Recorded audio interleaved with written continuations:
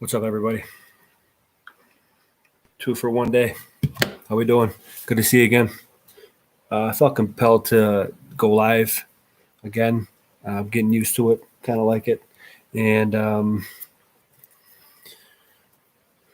for those out there who may wonder why some of us have abandoned, I'm just going to get right into it, have abandoned the globe theory and subscribe to what you would call flat Earth. I felt compelled to go live with this right now, so I'm just going to start rattling off. I have some points here, some bullet points that will help me to get some kind of narrative. But kind of what I wanted to say is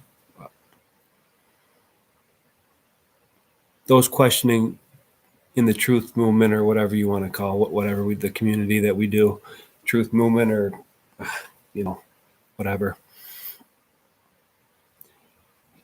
From a lot of different aspects, people look at a lot of different things. We're in our community, I guess you call whatever the bear community, flat earthers or whatever. I don't necessarily like to call myself a flat earther.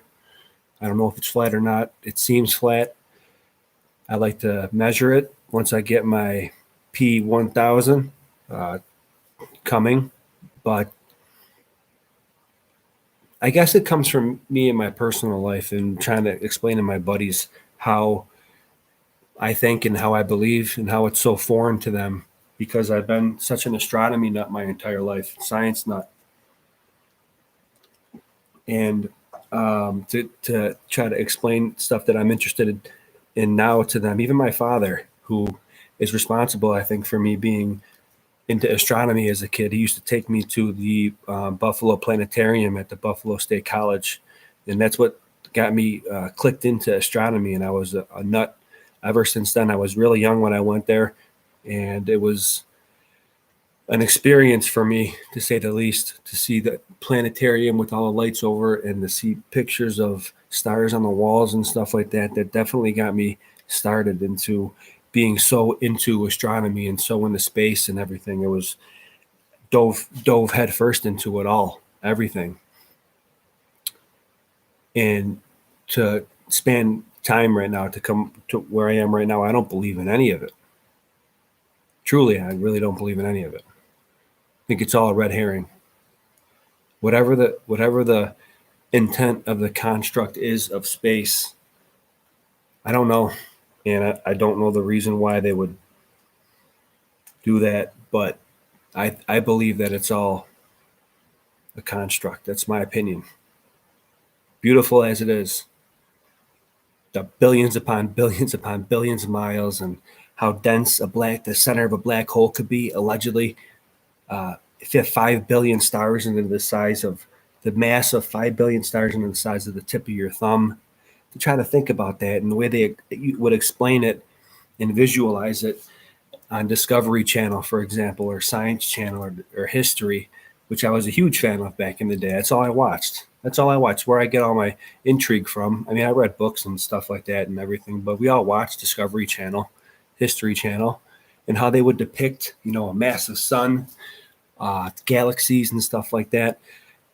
Very intriguing, especially to somebody who had went to a planetarium as a kid, whose father brought him to the planetarium, and clicked that button of intrigue very young. So I was very into it as a kid. So now,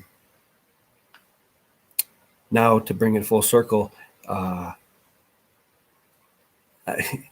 say if I'm a flat earther, it's like I don't subscribe to, I guess, saying it's a flat earth. But what I like to do with this, to get down to it, with this little cast right here, is to outline some points for some people who may be on the edge or on the fence of like trying to think of what really is it. And I think that I have a unique position here to be able to do that real quick. So what I'll do is I'm just going to rattle off some points, and then I'll mushroom on them real quick. So we got string theory, dark matter, dark energy, Higgs boson, WMAP, cosmic microwave background, before the Big Bang, what happened before the Big Bang, what was the Big Bang, Planck time, inflation, antimatter, supersymmetry, gauge theory, and I got gauge theory, duality, geodesics. That's more actually terrestrial, but okay. So to get into it, string theory was very interesting back in the day. When I say since 1970, there was since 1980 or whatever it came out in the title, it is Cosmos by Carl Sagan. I watched it as a kid, probably on Discovery Channel or PBS or whatever it came out on, and they briefly touched on what string theory was, what a googolplex is actually, the how big a googolplex number is. Hello, guys. 10 Google.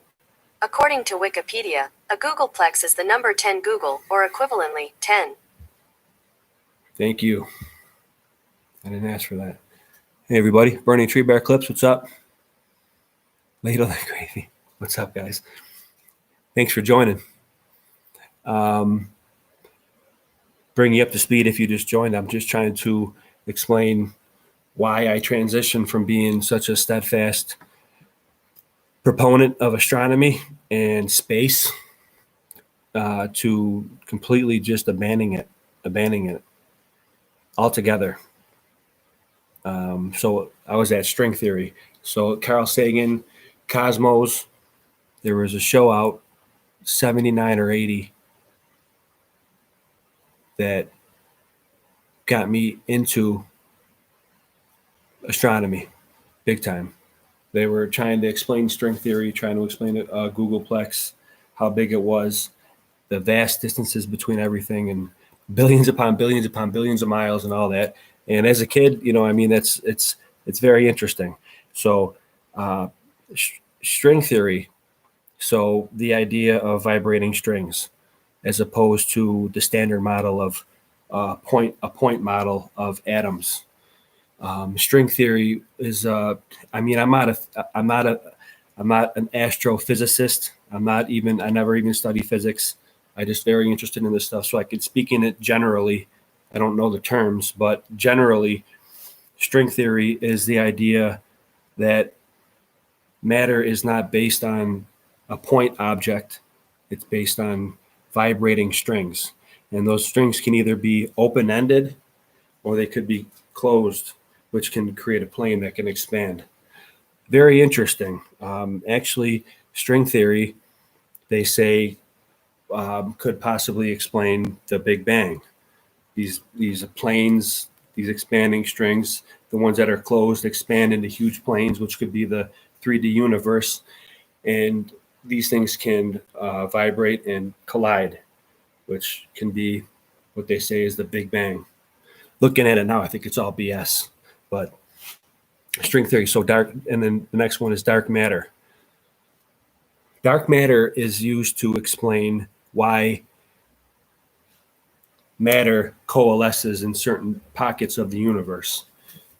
There was an experiment done, I believe, by a lady who recognized, I forget her name, but through telescope observation. See, this is why I think that they're probably actually seeing stuff in the firmament and deducing. Like, I can't think that there was an experiment by a lady, you guys can look it up, who deduced that stars on the outside of galaxies, on the outer arms, were spinning so fast that by just the speed of their spin, they should be flung out by a rotationary centrifugal force. There was something else that had to have been keeping them in. So what? Dark matter. We don't know what it is. We can't measure it, can't see it. Only can see it allegedly through gravitational lensing.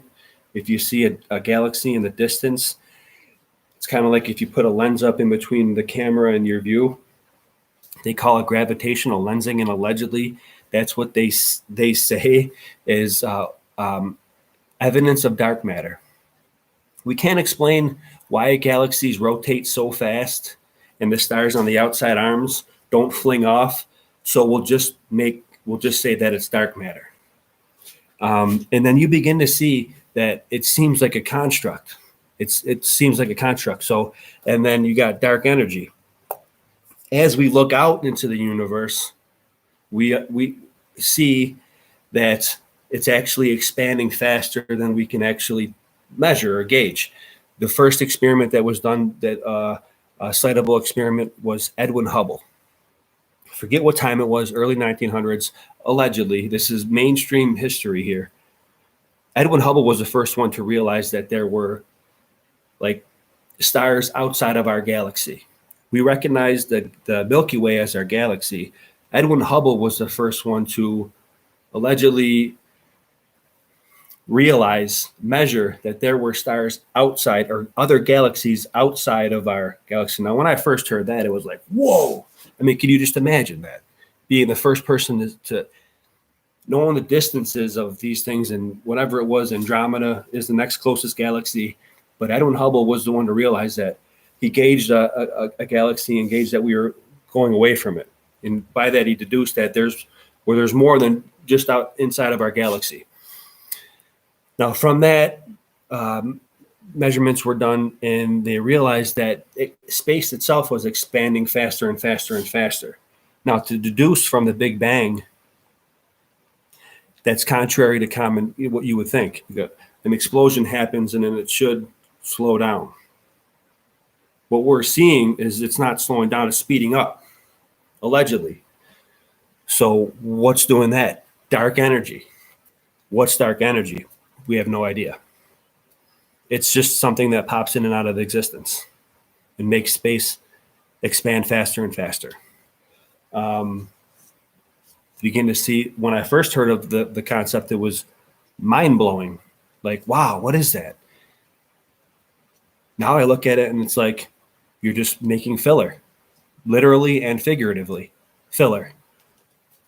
Because I think that we might be seeing things, we can't explain it, so we add filler.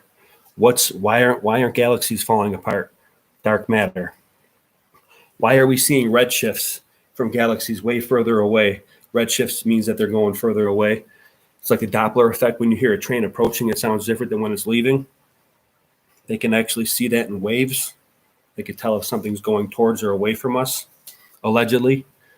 So the further something is, the further it's redshifted. So they deduce that it's moving faster and faster away. They deduce that space is expanding. Kind of like, look at it like dough. 2 points of 2 raisins are in dough. The actual space around the raisins are not expanding, but the space in between them is. It's very interesting concept, very intriguing, and it can be a trap. So next one, the Higgs boson, the mass particle. Mass. What is mass? This is another thing they try to explain, that they tried to find with CERN particle collider in Switzerland. It was supposed to be the Holy Grail. I was waiting for it forever, because once they found the Higgs boson, it was supposed to be this major thing. What gives matter its mass? So they say 95%, 99% of an atom is empty space, from the nucleus to the electrons. And if that's the case, how don't things move through each other? It's electrons, electron force. Probably now we determine that it's what Walter Russell was saying, the electron universe. But they say that it's because of the Higgs field. There must be a particle per the standard model, because it's all point, a point thing. There's got to be a particle for everything, a particle for light, a particle for gravity, even though they haven't found it, but they still operate by the standard model. So for mass, they believe there's this Higgs field that everything passes through that gives it mass, so things don't pass through each other, and the electron field. So they found that in 2012, I believe, 11 or 12, 2012, maybe when the Mandela effect happened, who knows, whatever. But they found it, and then what happened with that? Oh, it turns out that there's like 10 or 11 more Higgs particles that we got to find. So they just add more questions. That's why I say there hasn't been any answers in astrophysics since the 1970s. Literally, there hasn't been. You got string theory, dark matter so far, dark energy. They're just constructs made up to fill things in that we can't explain with what we see.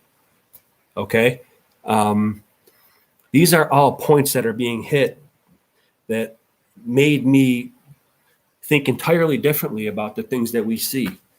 Entirely differently. String theory, dark matter, dark energy, standard model. That's another thing. Standard model. Here we go. With what the standard model, what we see of right now, how we explain things and how we explain what we observe. The macro scale will be described by what you would call the standard model put forth by Einstein and Newtonian physics. Big bodies falling around each other in space. Massive bodies. We also explain things now with what I was just talking about with why things don't go through each other with atoms being 95%. That's quantum mechanics, quantum theory. General theory and quantum theory do not mix. That is the holy grail of what Michio Kaku and your man Neil deGrasse Snake in the Grass Tyson would say, is trying to marry the general theory of relativity with the theory of the small. And it's not possible. If you want to have a theory for everything, which is what Stephen Hawking was trying to do, allegedly, you got to be able to explain both in the same equation, the macro and the micro. And they can't right now. They give you string theory. They give you dark matter. They give you dark energy. They give you the Higgs boson. They give you point particles. What happened before the Big Bang? They try to explain. Everything came from nothing. This is kind of to get into the Big Bang. I don't want to get cliche, but they have nothing to explain what happened before the Big Bang in their astrophysical model. They've been looking for that question since I've been interested in the entire genre forever. So, inflation is the next bullet point. Now, everywhere you look in space, what they tell us, it looks very uniform. Like if you were to get planted into the middle of a forest, any which way you look, all the trees are spread out uniformly. Everything was supposed to be from a Big Bang, an explosion. Chaotic, messy, not uniform. You look at an explosion, I give the example of Mythbusters. They have explosions. They've said this actually. An explosion is random. It's not uniform. Why do we see everything uniform? Why are stars all spaced out allegedly? So you look at one side, look at the other side, you can't tell the difference because it looks the same. Constellations are one thing, but the W map, cosmic microwave background, everything looks uniform. Now, it's hard to explain that with the Big Bang because it's an explosion is chaotic. The filler there is inflation. And the filler for inflation is Planck time. Something that you can't even wrap your mind around, just like having a billion suns in the size of your thumb. They come up with these numbers, and man, of course, at first it's you can't think about it, so it's so cool. It's unbelievable. Inflation started from the Big Bang, and everything expanded out. The reason why it looks so uniform, even though it came from an explosion, is Alan Guth is the professor that is one of the professors that worked on inflation. Allegedly, within a Planck time, like it's a fraction of a fraction of a fraction of a fraction of a second after the Big Bang, when it was primordial ooze, they get down into trying to explain that stuff. A second of a second of a second. called Planck time. The universe expanded exponentially, like it ballooned out 100 times bigger than it was a second of a second of a second of a second ago. And that explains the uniformity of what we see right now, because it expanded so fast, exponentially faster than the speed of light, that everything got diffused and equal.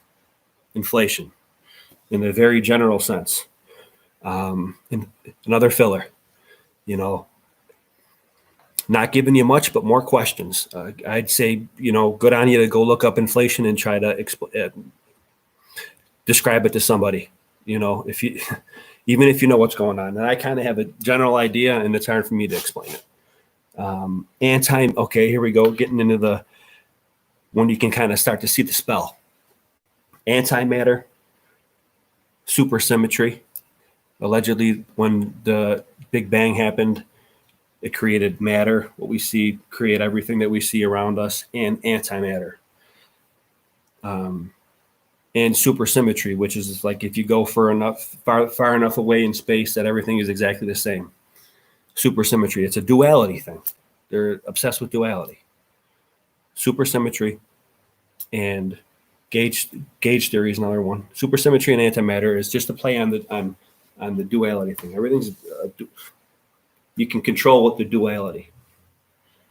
And gauge theory. Lawrence Krauss, I believe is the professor. He was on Joe Rogan one time trying to explain a long time ago. I don't subscribe to the toe anymore. Trying to explain, I would advise you to look up Lawrence Krauss on Joe Rogan trying to explain gauge theory. It's chaos. It's next level, like entropy stuff. Yeah, I mean, it's just academic, I guess, Dunning-Kruger on steroids. You can't understand it even if you're in school. So I can't get into that much with the gauge theory. I didn't study it too much, but I heard the podcast with Toe and Lawrence Krauss. So anybody up in here? No one came in. So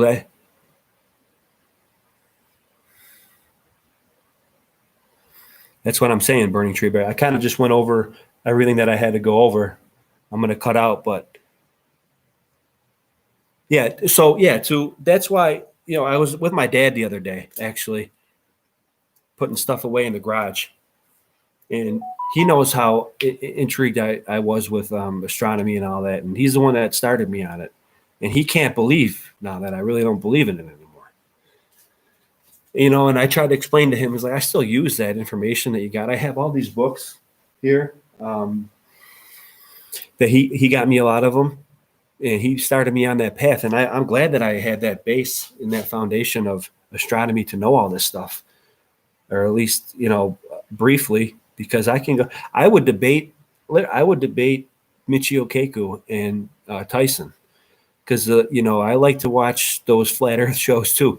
I'll cite them. Taboo Conspiracy 2, Taboo Conspiracy II is a great flat earth channel. Great. It's one of the best, for sure. So I watch that stuff and I try to explain it to my dad, and he listens to me because he's my father and stuff, but he can't believe that I completely flip so much. And I think maybe he might take it a little personal. So, but he knows, and he knows that he supports me, and he asks questions. But I presume that this might be a plight that other people might have. It's hard for me to explain this to people. That's why I appreciate this, be able to get my thoughts out to you guys. My dad was like, he couldn't believe that, like, I think the way I think, like, he's interested and he listens to me.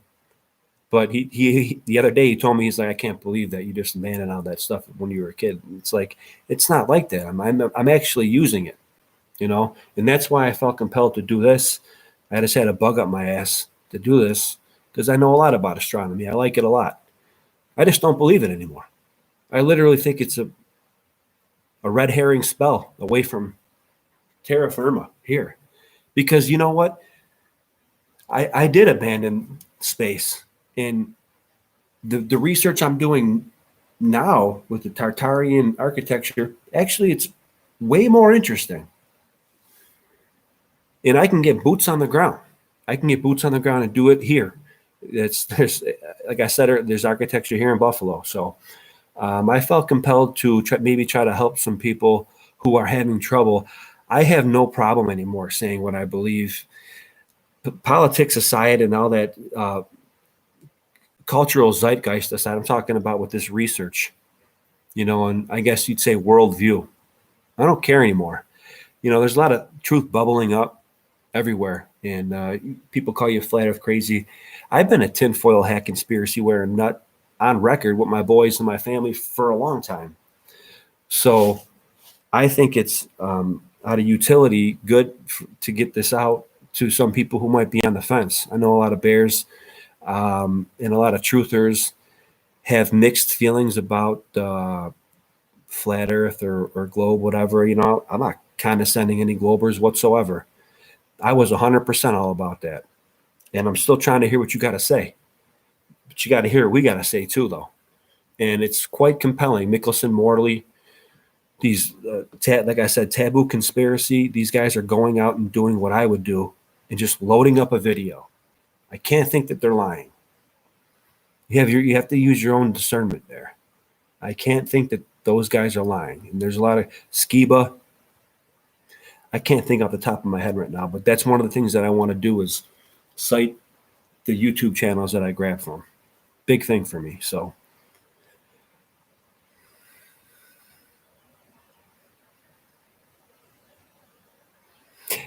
Candor, what's up, man?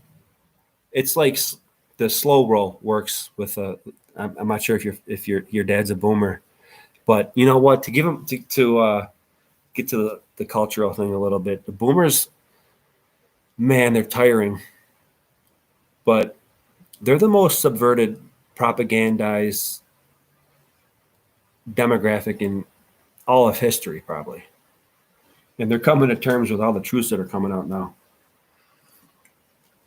So I would say for that, like my dad too initially was like, get out of here, get out, like Jaron says, get out. Slow doses in the slow roll works, I think, for the boomer generation.